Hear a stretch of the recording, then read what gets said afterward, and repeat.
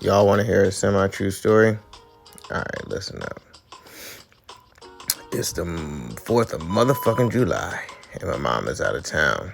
So that means I got the house to myself. I'm about to go in. I call up my weed man, of course. Call up some homies, thinking that they'll be down, but, they had prior engagements, other 4th of July parties to go to. Bummer. But at least I got my weed, and really, that's all I need at this point. So I roll up, grab some food, and proceeded just to kick back and watch a movie and wait for things to pop off later, before it was still early in the day, like 4 o'clock. I get a text from mom saying she made it to her destination, cool, and she'll be back like 2 days from now, and for me not to have fun and for me to be safe. Well, my 4th of Julys were never successful in the past, so this didn't make it any different. To this day, she still doesn't know how much fun I actually didn't have that day. Anywho, so I basically have the house to myself for about 2 days. So I sent out a Facebook bulletin saying I got a free crib and shit, and it drew some attention from some unlikely friends. So my phone goes off, and it's my homegirl, the homegirl that stays with a fucking vodka bottle in her hand. Well, her and her homegirls have even more bottles. Some half full, some not half full, you know how they do. We're young. So I was like, all right, bet. Let my show go off first, and I got plenty of weed, so I'll just roll up and everything. And y'all got the liquor, so let's link. So give me about like 30 minutes or whatnot. She proceeds to text me, I'm outside, yo. Fuck my life. So I scrambled to get dressed and shit, basically forgetting all my necessities, but I made sure I grabbed the weed, of course, my cell phone, and my wallet. And now my 4th of July is about to be fucking lit. But I should know better. It's not for long. Anywho, I'm scooped already, I'm stoned already, and I'm somewhat fed already. So I'm rolling pretty sweet right now. And I guess I'm taking forever to roll up the weed because I'm fucking high. And taking shots. And we're fucking driving. And we're all listening to Lil Wayne and Waka Flocka. So you got 4 bitches and 2 niggas scrunched up in a fucking Honda Accord. Of course it's gonna take me forever to roll the fucking weed. We definitely was doing the fucking most though, I ain't gonna lie. But at least I had my seatbelt on, so I'm being safe, like my mom told me. Yeah. Anywho, the liquor was depleting and we had plenty of weed, so we decided, in order to get some more liquor, let's crash this fucking pool party in Bumblefuck, Maryland. I couldn't tell you whose idea this was, but my homegirl knows this person in Maryland that owns a big ass pool and I guess a lot of liquor. And I don't know, I was drunk at this point, so I don't care where we go as long as there's fucking food there. So we run that Lil Wayne and that Waka Flocka back and we head to this Maryland party. On the way, we end up picking up more motherfuckers. So now I'm lapped up in the back seat, but I'm hooking up with one of these girls and we just cruising and vibing and laughing. So it's all good. I'm living my fucking best life. So we get to this party around like 6 p.m. It's just about getting dark. But this crib is so fucking huge. It was right. But it was deep in the fucking woods, and I ain't had no cell phone reception, so ain't no point of like taking pictures and posting the shit, cause it was wild. Just imagine titties and beer everywhere. Take my word for it. But I'm there for the fucking food. Where the food at? It didn't take me long to find the food. I found the food. Now it's getting dark, so everybody's worried about these damn fireworks, so they start moving outside, leaving me in the kitchen by myself. So, I started going to fucking town. I started eating up everything in sight. I get my fill and eventually join everybody outside. We're all waiting for these fireworks to go off. And you know what? I don't know if these motherfuckers were rich or they just had a firework plug, but these fireworks seem borderline illegal because these are some big-ass booms and big-ass lights. It was going on for like 25 minutes straight. It was magical. But as everybody's watching everything, 2 of the girls that we came with, that we scooped, decided to come up to me and was like, we hungry, we want to go to McDonald's. Do you know where the keys are? I was like, no. So they ended up finding my homegirl's purse, taking her keys out of her fucking purse and stealing the fucking car.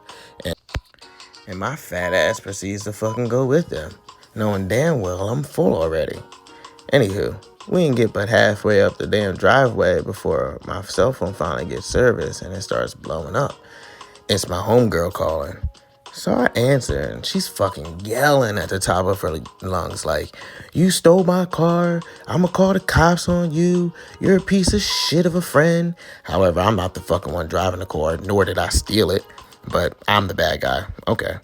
But she's saying all this crazy shit, like, we're all drunk, so I don't take no offense to it, which, hindsight, this is probably a blessing in disguise, because we didn't need to be driving anyways. So the two bitches fucking turn the car around and we proceed to fucking go back to the house.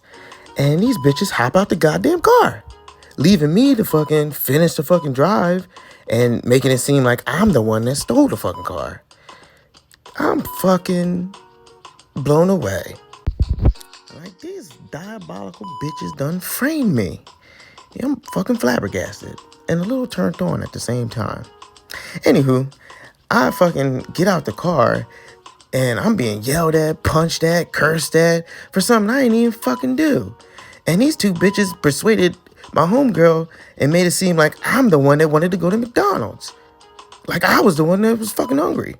Which is true, but I could have waited. Anywho, so they fucking get mad, stomp their fucking feet, and they fucking pull off in the car, leaving me stranded in fucking Bumblefuck Maryland with people I don't even fucking know.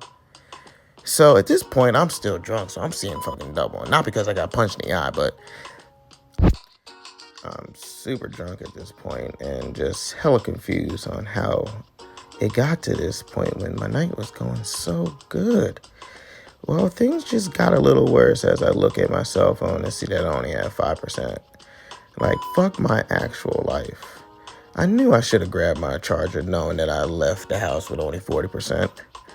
So I stumble away from the house to get some reception, and I attempt to make a call to my homeboy, who's involved in his own 4th of July party, which I knew about. So, of course, I got his fucking voicemail. Fuck.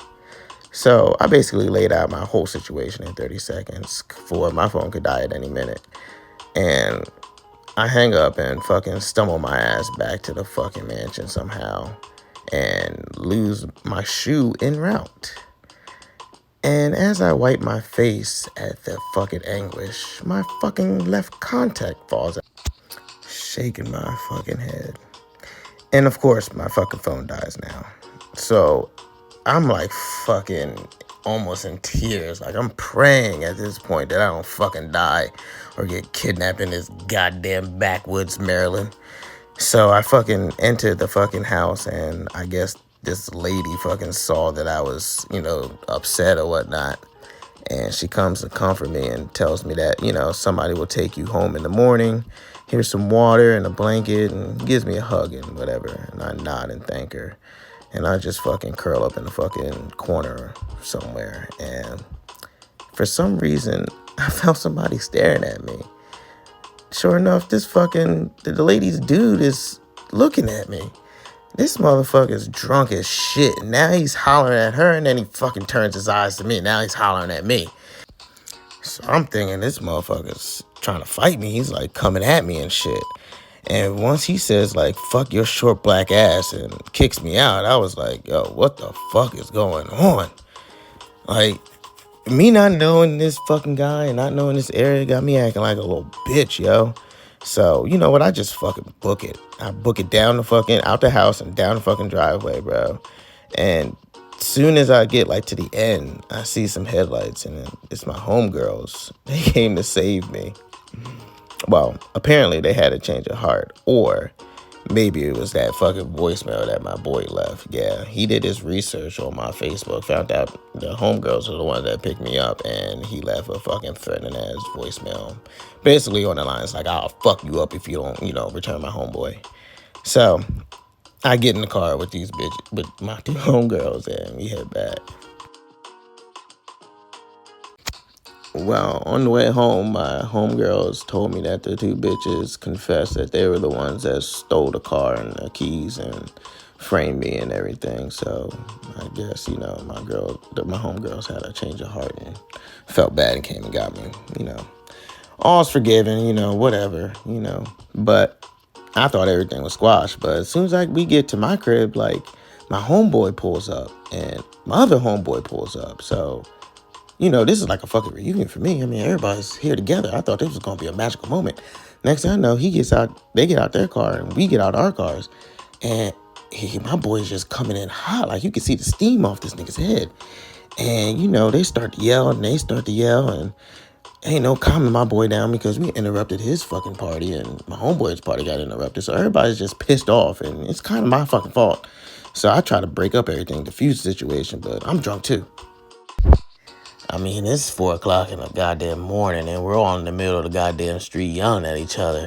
I mean, as soon as the bitches and the mother niggas and motherfuckers start coming out and everybody had to hold everybody back, like, it was getting too much. Like, so I just grabbed a bottle out the car and started pouring everybody some shots. And, like, that seemed to fucking break the ice and calm everybody down. And we all start fucking crying and bawling out. Well, I shed a tear. My homeboy shed a tear. The girls start crying.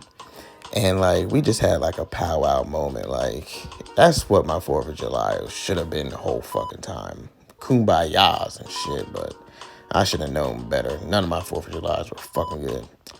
So, basically, at the end of the day, we ended it up at that. I gained 2 loyal-ass best friends out of that. And to this day, I mean, I don't celebrate 4th of July. Fuck that shit.